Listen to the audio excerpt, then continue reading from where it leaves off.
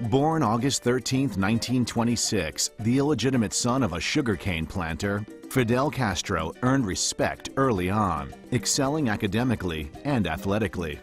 Entering college in 1945, he joined one of the many campus intellectual groups that vied for political power at the University of Havana.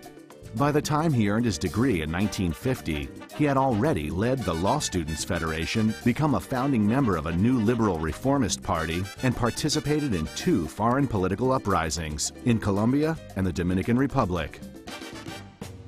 When dictator Fulgencio Batista seized power in Cuba in 1952 and canceled the congressional elections, Fidel organized an insurgency campaign to end Batista's illegitimate reign. After years of guerrilla training, Fidel's vastly outnumbered force defeated Batista's army. Fidel had declared Cuba an official socialist state, seizing foreign assets and redistributing farmland. He took great pride in establishing a reputation for the small island, changing the world's view that it was merely an American colony. His willingness of a very small country to take on the United States was pretty dramatic, and it led to arguably the most dangerous moment in world history, where we almost went to war. Him into exile in 1959.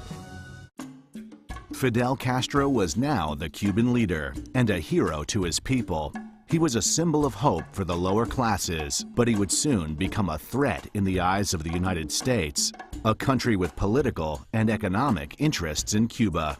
Over time, Fidel successfully deployed thousands of troops to support leftist revolutions in Africa. He exported revolution all throughout Latin America. The Cuban army was sent to Angola, to Mozambique, to Ethiopia, to Yemen. I mean, Cuba, a tiny island which is smaller than Pennsylvania and only has 10 million inhabitants, actually was playing the role of a superpower.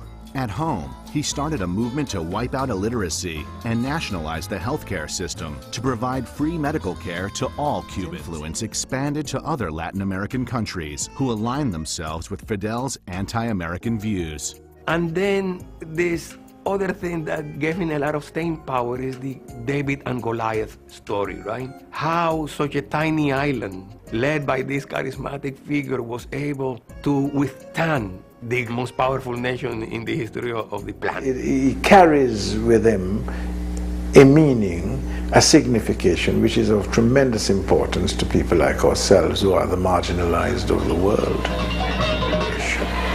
Right from the beginning, Cuba's revolutionary ideals not only spread throughout Latin America, but also forged strong ties with national liberation leaders such as Sékou Touré, Amílcar Cabral, Julius Nyerere, Zamora Machel, and Agostinho Neto.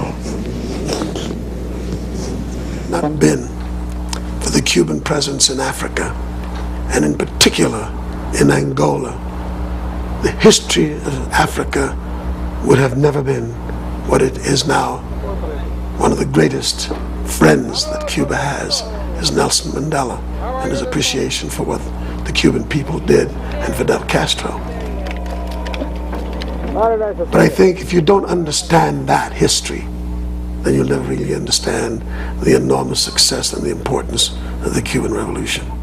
De un mundo futuro más justo y más humano. Let South Africa be a model of a more just and more humane future.